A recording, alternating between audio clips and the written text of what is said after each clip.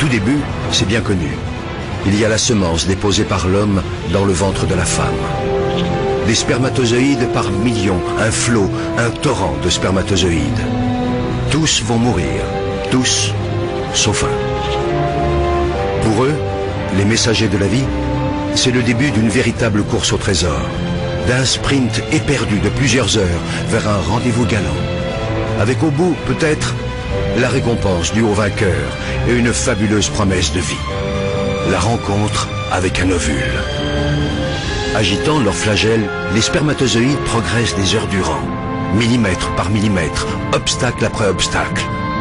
Le vagin et son acidité meurtrière, le passage encombré du col de l'utérus, l'utérus lui-même. Un véritable parcours du combattant. Les plus fragiles, les mal formés et les traînards capitulent. D'autres restent piégés ou s'égarent en chemin. Là se présentent deux tunnels différents, deux voies possibles. Seulement voilà, une seule de ces voies mène vers l'ovule. Dans cette course effrénée à la vie, il n'y a pas que l'énergie qui compte. Le hasard et la chance ont eux aussi leur mot à dire. De puissants courants freinent leur navigation. Des vagues font onduler un tapis de cils qui contrarie leur progression. Imaginez, les concurrents encore en lice ont déjà presque parcouru l'équivalent, pour eux, de la distance qui sépare la Terre de la Lune. Et pourtant, l'irrépressible force de la vie les pousse sans cesse vers l'avant. Enfin, au bout du long tunnel obscur, tel un astre mystérieux, l'ovule. Il suffit qu'un seul spermatozoïde, un seul, atteigne l'ovule, y pénètre et fusionne avec lui pour que naisse un espoir de vie.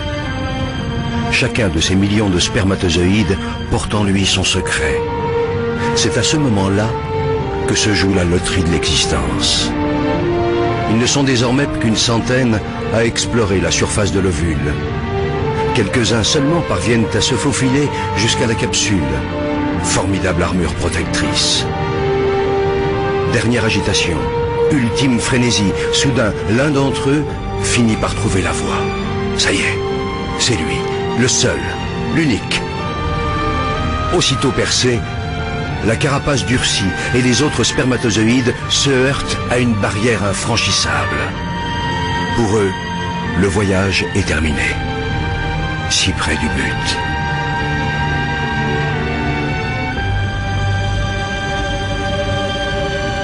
Pour le vainqueur, le périple continue.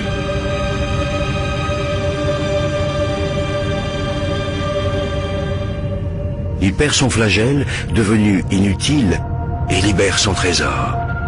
Le patrimoine génétique de Manu s'unit à celui de Barbara. De cette union va naître une cellule unique au monde. Rêve d'amour, fruit du désir, et déjà esquisse de vie. Un œuf. Dès cette seconde, tout est déjà écrit, ou presque. Et puis le processus s'accélère. Une nouvelle vie s'organise. Une nouvelle aventure commence. L'œuf, instantanément, se divise en 2, puis 4, 8, 16, 32 cellules identiques. Il entame en même temps un lent et long voyage. Au 3e jour de son expédition, il plonge dans une immense grotte qui lui sera bientôt familière, l'utérus. Au 6e jour, l'œuf sort de sa coque et se pose délicatement sur la paroi de ce très accueillant refuge. Il se construit un nid où, sauf imprévu, il a élu domicile pour 9 mois. Au fur et à mesure que l'œuf s'enfonce dans la paroi souple de l'utérus, il se transforme de façon radicale. Il commence par élaborer des connexions avec son environnement. C'est le futur placenta, une plateforme d'échange permanent avec le corps de Barbara. Simultanément, au centre, un disque se dessine. L'œuf se transforme et devient l'embryon. Âgé de 14 jours, il n'a pas encore la taille d'une tête d'épingle. Quelques jours plus tard, l'embryon s'est considérablement épaissi. Il repose maintenant au centre de 2 poches remplies de liquide. Une incroyable cascade de transformation l'agite. Cela commence par la formation du système nerveux. Sur son dos, une gouttière se creuse, puis, comme un ourlet, elle se referme sur toute sa longueur et devient un tube. C'est la future moelle épinière. Et ces deux bourrelets géants, ce sont les futurs hémisphères cérébraux. Pendant ce temps, l'embryon s'est enroulé sur lui-même. Un cœur rudimentaire prend lentement forme, des vaisseaux se dessinent. Le système circulatoire du sang s'ébauche. Au fur et à mesure de sa croissance, l'embryon ressemble d'abord étrangement à un poisson, puis un peu plus tard, à un batracien et enfin à un reptile. Tout cela est dans l'ordre des choses. L'embryon humain en formation passe par toutes les étapes de l'évolution des espèces. Il lui reste même encore une queue, qu'il perdra bientôt. En moins de 4 semaines, l'œuf est passé d'une seule à plusieurs millions de cellules parfaitement organisées entre elles. Car ce minuscule organisme est le génial architecte de sa propre construction. Attardons-nous un instant sur un phénomène mystérieux parmi tant d'autres. Une histoire de cœur. Un cœur qui bat. Toutes ces petites boules rouges, ce sont les cellules du futur cœur. L'une après l'autre, elles s'animent et se mettent toutes à pulser à l'unisson. Cette rythmique primaire, c'est le tam-tam de la vie, la pompe du cœur. La machine à vie est enclenchée. L'embryon n'a que 22 jours et mesure désormais 2 mm. Débute alors une nouvelle et spectaculaire métamorphose. 4 semaines scandées par une multitude de transformations vont modeler notre petit mammifère aquatique. Puisant via le placenta nourriture et énergie dans le corps de sa mère, l'embryon prend lentement forme humaine. La forme du visage s'esquisse et s'enrichit bientôt de 2 petits renflements sombres qui deviendront les yeux. Des yeux encore dépourvus de paupières, mais des yeux déjà.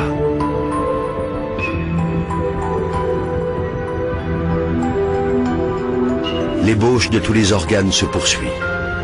Les cartilages des os, les muscles et les tendons se développent progressivement. L'embryon est maintenant âgé de 34 jours et mesure 5 mm. Sa croissance s'accélère à tel point que chaque jour, il grandit d'1 millimètre. Si les bras et les jambes se dessinent, la queue, elle, se résorbe peu à peu et laissera bientôt place au coccyx.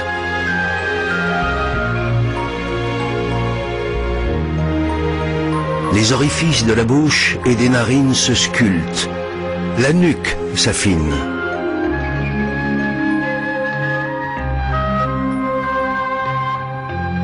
Le cerveau, lui, poursuit en parallèle sa fulgurante évolution et se prépare déjà à devenir le chef d'orchestre de l'ensemble des fonctions humaines. Le petit homme est âgé de 44 jours. Il mesure 17 mm.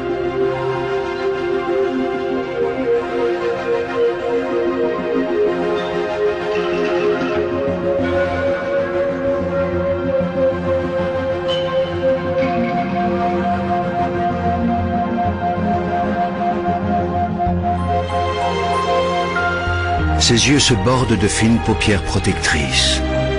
Les os de son dos se solidifient, sa tête se redresse. Son cœur, ses vaisseaux sanguins essentiels et la plupart de ses organes ont trouvé leur place définitive et se mettent à fonctionner.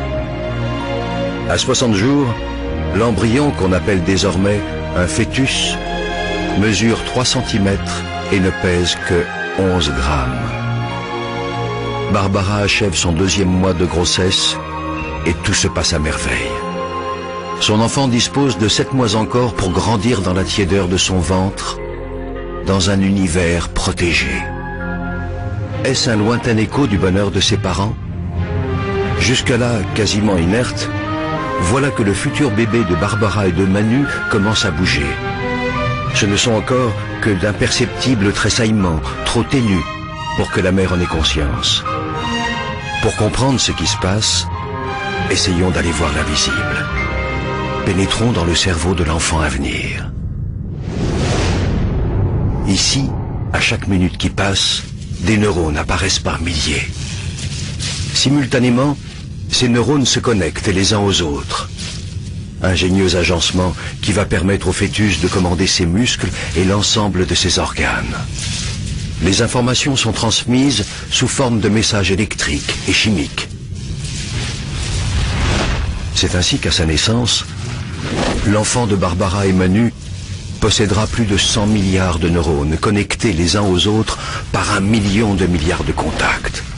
Même le réseau téléphonique ou informatique le plus sophistiqué du monde n'est rien en comparaison de cette formidable complexité du cerveau humain. Derrière cette fabuleuse machinerie, c'est le siège de l'esprit qui se développe lentement. Ici s'ancrera le goût du pain, de là jaillira le plaisir du verbe. Ici se déverseront les joies et les chagrins, et de là émergeront les rires ou la colère. Comme si l'écho de cette kyrielle de transformation résonnait en lui, le fœtus s'agite en tous sens. Mais Barbara, elle, ne sent encore rien. Le repas que Barbara vient d'absorber glisse le long de son œsophage. Dans son estomac, les aliments seront broyés et dissous en nutriments, sucre, graisse et protéines. Après bien d'autres péripéties digestives, ils rejoignent sa circulation sanguine.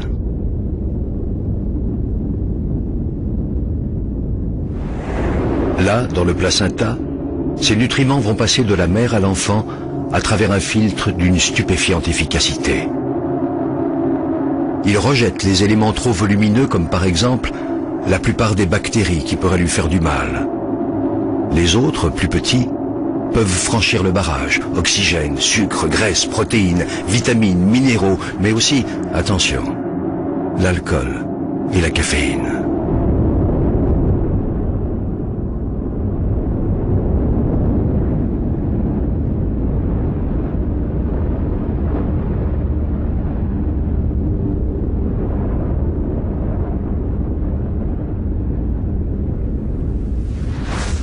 Une fois dans le sang fœtal, ils sont acheminés jusqu'au futur bébé par le cordon ombilical.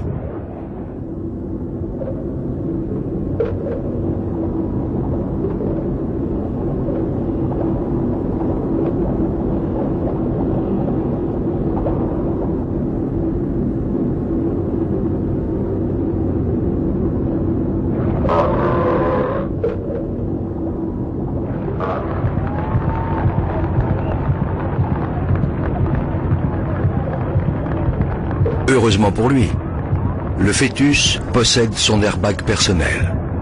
C'est le liquide amniotique qui le protège des secousses et des chocs. Le petit en est à son 3e salto avant et son cœur atteint bien vite les 220 pulsations par minute. Mais dès que les pirouettes maternelles cessent, le bébé s'apaise à son tour et son rythme cardiaque redescend autour de 160 pulsations, ce qui est, malgré tout, le double de celui de sa mère. Une partie de la fumée que Barbara inhale parvient jusqu'à son bébé. Les toxines, en effet, traversent le filtre du placenta. Le fœtus est extrêmement sensible au tabac et il n'a aucun moyen de s'en protéger. La menace est considérable, car toxines et nicotine freinent le développement de l'organisme. Le bébé court donc le risque de naître trop petit ou avant terme.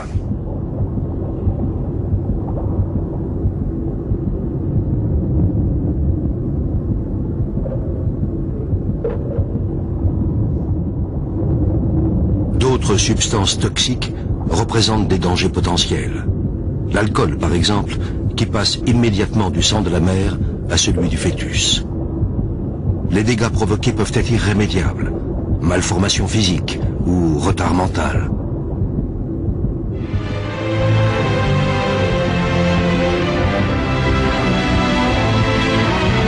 Le fœtus, à mi-chemin de son évolution, est encore bien petit. Ses organes sont déjà formés et en place. Désormais, ils vont se développer à un rythme constant et régulier.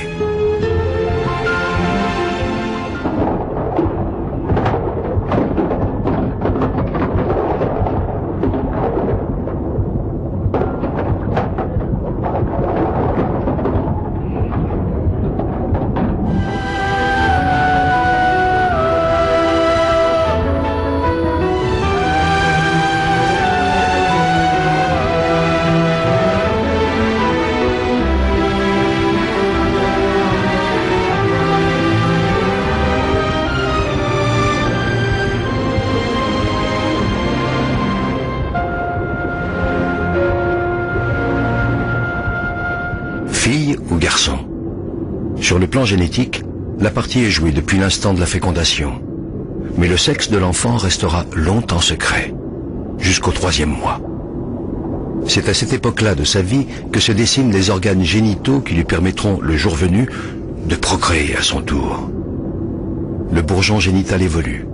S'il s'allonge, ce sera un pénis et donc un garçon. Remplis de spermatozoïdes immatures, ces testicules descendent dans la peau des bourses. Si c'est une fille, le clitoris, le vagin et les lèvres se forment progressivement, tandis qu'un stock de 2 millions d'ovules immatures se constitue dans ses ovaires. Le futur bébé absorbe de plus en plus l'eau du liquide amniotique. Depuis le 4e mois, ses reins fonctionnent. L'évacuation devient naturelle, il fait pipi. Le placenta agit comme un filtre, un peu comme des couches, et la plupart des déchets rejoignent les reins de sa maman.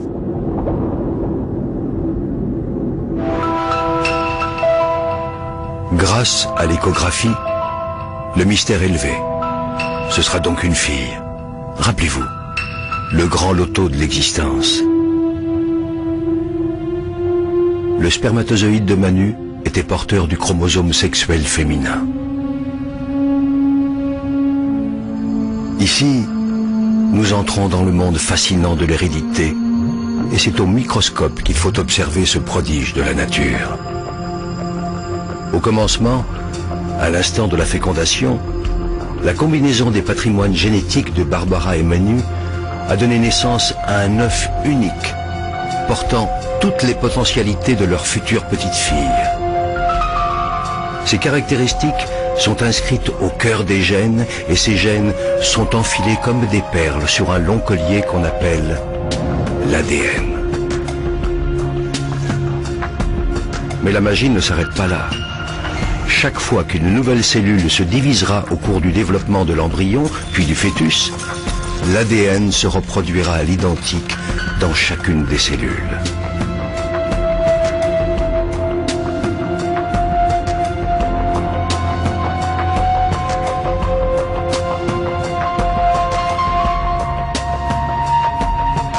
L'ADN, ce long fil de vie n'a pas fini de révéler ses mystères. Il porte donc cette fameuse hérédité que les parents lèguent à leurs enfants. La couleur de nos yeux ou de nos cheveux, notre groupe sanguin, mais aussi nos forces et nos fragilités. Tout semble donc inscrit dans nos gènes. Mais nos combinaisons génétiques évolueront dans le temps, seront soumises à notre environnement. Beaucoup reste donc à écrire, et heureusement.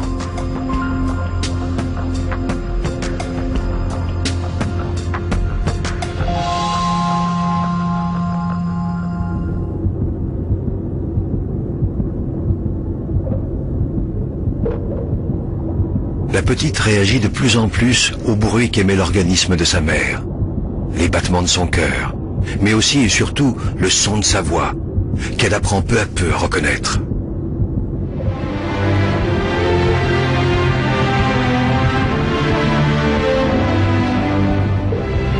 À 6 mois, l'ossification du squelette se poursuit encore. À sa naissance, le puzzle de son squelette comptera jusqu'à 300 pièces. Nombre de ces os fusionneront plus tard. Au final, à l'âge adulte, il y en aura 206. Les mouvements de Julia sont de plus en plus précis, amples, harmonieux. Elle ne se fait pas prier pour exercer ses nouveaux talents. La communication entre Julia et Barbara se fait chaque jour plus riche. Émotion, appréhension, joie et stress sont vécus à l'unisson.